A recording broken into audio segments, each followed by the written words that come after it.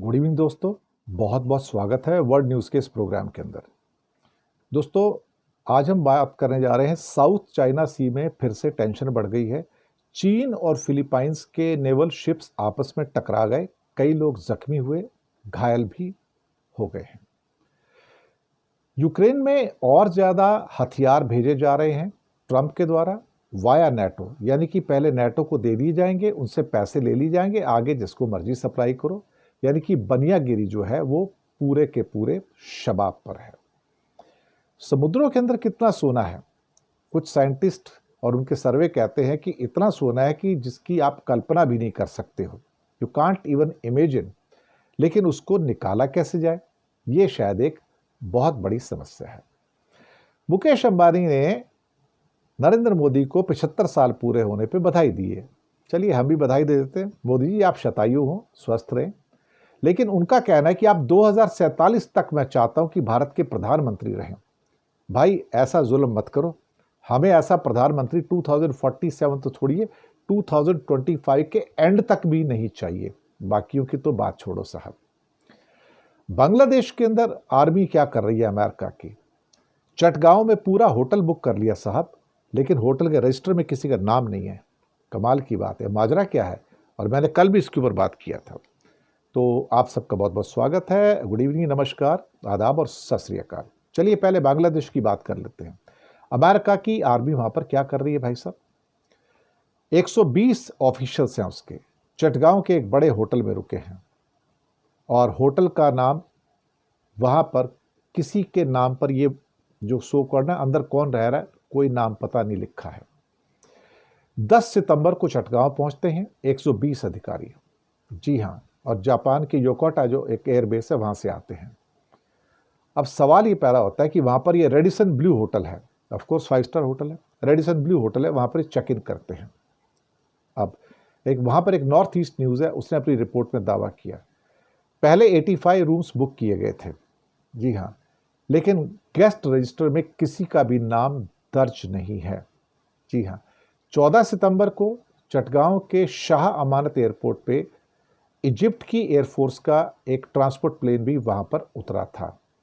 इसके एक दिन बाद 15 सितंबर को अमेरिकन सोल्जर्स क्या है कि उनका बांग्लादेश एयरफोर्स के पतंगा एयरबेस का उन्होंने दौरा किया वहां पर।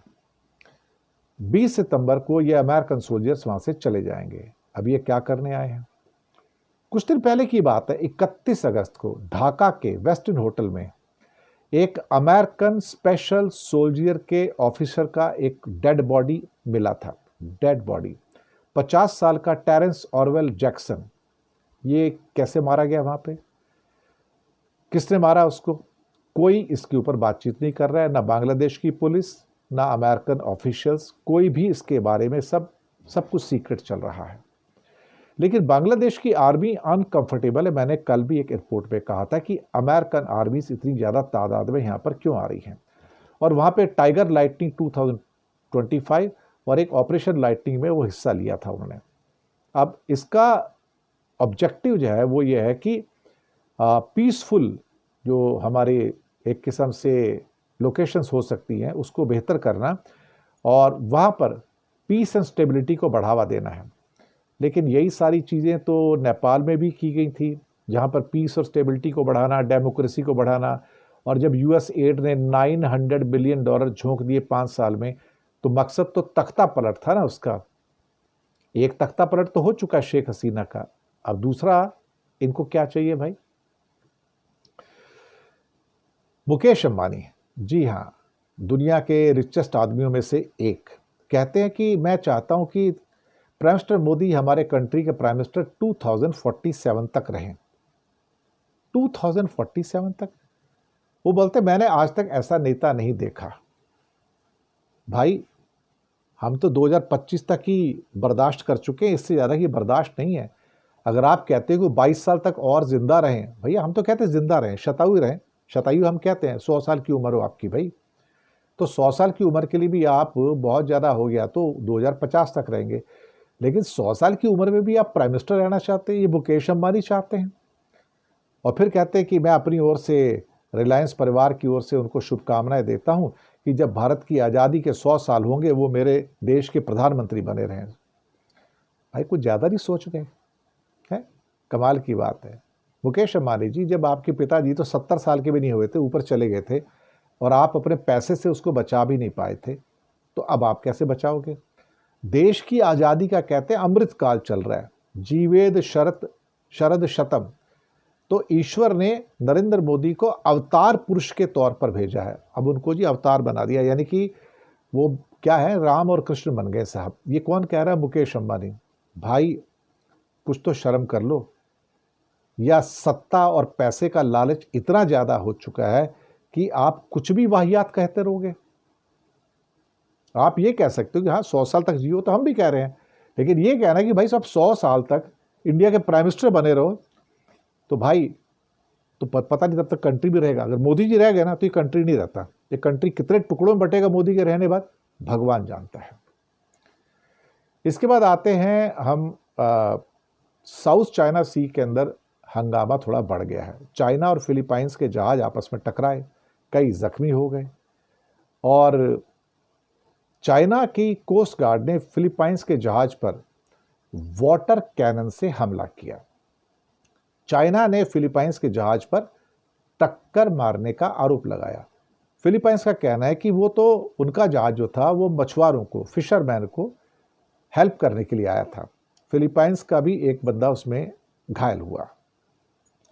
लेकिन चाइनीज आर्मी यानी कि नेवी और सो कॉल्ड फिलीपाइंस की नेवी के बीच में ये जो चीज़ें हैं ना काफ़ी कॉमन होती चली जा रही हैं। ये कोई मतलब ऐसी नहीं है कि ये कोई पहली बार हुआ, ये पहले भी कई बार हो चुकी हैं। और मुझे लगता है कि बार बार ये इस किस्म की जो चीज़ें हो रही हैं, ये कहीं ऐसा ना हो कि चाइना की और एक फिलीपाइंस की अच्छी खासी क्या कहते हैं कि फाइट हो जाए या कोई वॉर ही हो जाए। और इससे पहले भी हुआ था, ऐसी बात नहीं है। तो अब क्या कहा जाए इसमें, ये फिशिंग के चक्कर में, मछुआरों के चक्कर में, कुछ ना कुछ जो उनको प्रोटेक्शन देने के चक्कर में कोस्ट गार्ड के तो सब जहाज चक्कर काटते रहते हैं। लेकिन यहाँ पर आपस में दोनों की ऐसी जंग हो जाना और फिर जहाज़ों का टकरा जाना, मुझे लगता है जहाज जानबूझ के टकराए जा रहे हैं, क्योंकि ये टकराने की घटना कोई पहली घटना तो है नहीं। ये देखा जाए तो ये प्रोवोकेशन जो है ये पहले भी हो चुका है। चाइना कहता है कि फिलीपाइंस ये प्रोवोकेशन कर रहा है और फिलीपाइंस कहता है कि चाइना ये प्रोवोकेशन कर रहा है। और ख़ास तौर से एक स्कारबोरो शोल उसका एक हिस्सा है, उसको नेशनल क्या कहते हैं नेचुरल रिजर्व घोषित करने के 6 दिन बाद ये घटना हुई। चाइना इस पर अपना दावा जताता रहा है और फिलीपाइंस इस पर अपना दावा जताता रहा है। तो ये सारी की सारी जो चीज़ें हैं यो आड़े आ रही हैं। अब आते हैं यूक्रेन की जंग, तो लगता है कि अब और ज़्यादा क्या कहते हैं कि आगे पहुंच गई है और मुझे लगता है कि ये जो जंग है अब रुकने वाली तो है नहीं।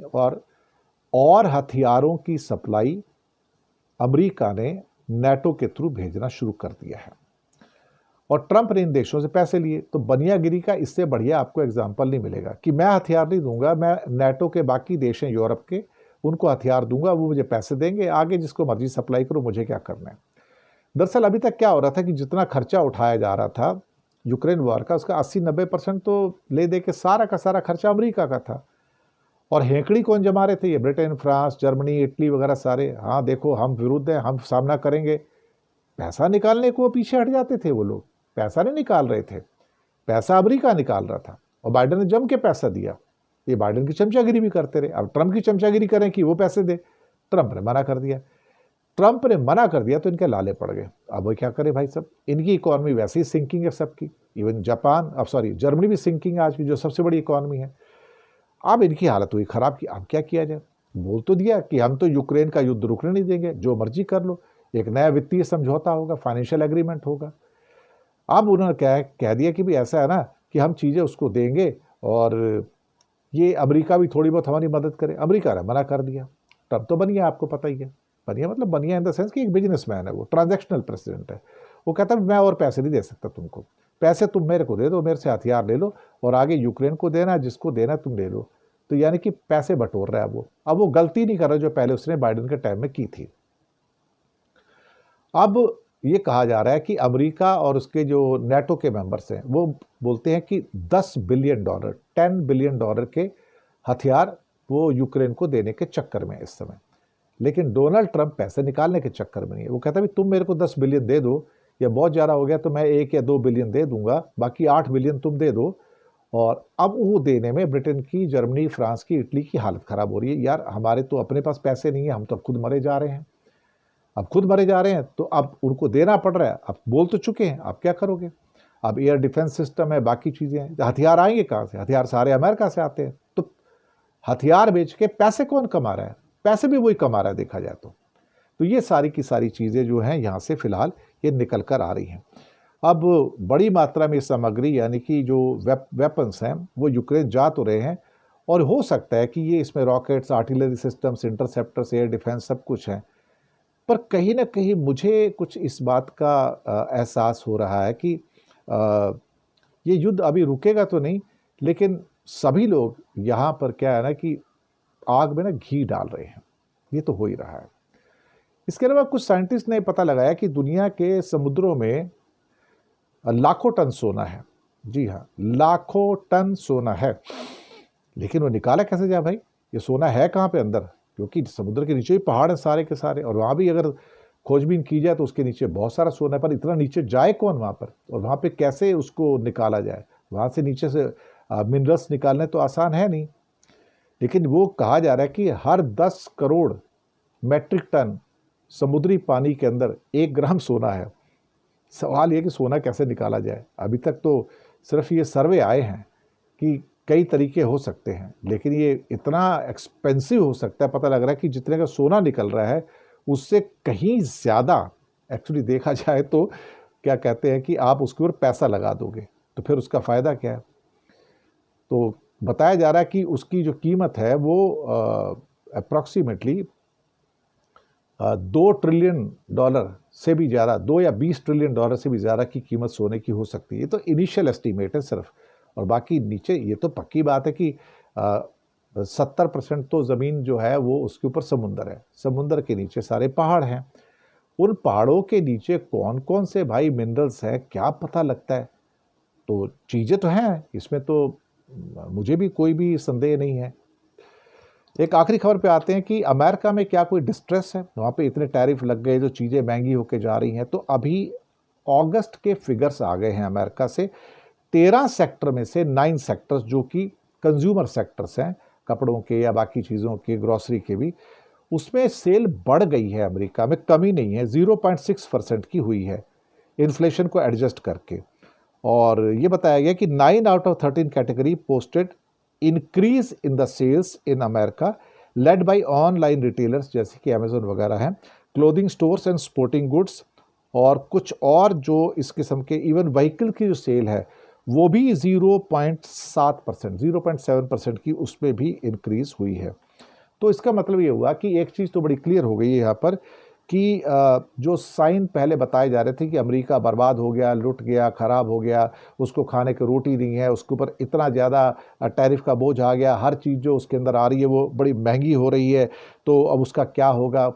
अब ये इंडिया में बड़ा हल्ला गुल्ला मच रहा है साहब इस बात का कि बेचारे अमेरिकन का क्या होगा। 90,000 पर कैपिटा डॉलर की इनकम वाले के बारे में 2800 डॉलर वाले इंडिया वाले, कई हमारे एनालिस्ट ने सोच रहे बेचारा अमेरिका मर गया, भूखा मर गया, उसको रोटी दो भाई साहब, 5 किलो अनाज ही भेज दो, अमेरिकन को रोटी तो खा लेंगे।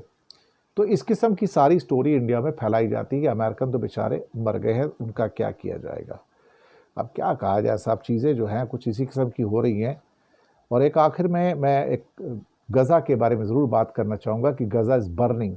उसको कई रिकॉग्निशन तो होने जा रहे हैं कई देशों के द्वारा, उसको जेनोसाइड का भी दर्जा यूएन ने दे दिया है, लेकिन गज़ा इज़ बर्निंग। अब टैंक्स भेज दिए हैं वहाँ पर, पूरा का पूरा गज़ा सिटी भी ऑक्यूपाई कर लेना चाहता है। पूरी दुनिया में इस समय इजराइल का आइसोलेशन भी हो रहा है, लेकिन वो दरिंदा जो नेतन्याहू है वो मानने को ही तैयार नहीं है भाई, बिल्कुल भी मानने को तैयार नहीं है। तो ये सारी की सारी चीज़ें जो हैं वो तकलीफ़ भी दे रही हैं, परेशानी भी पैदा कर रही हैं।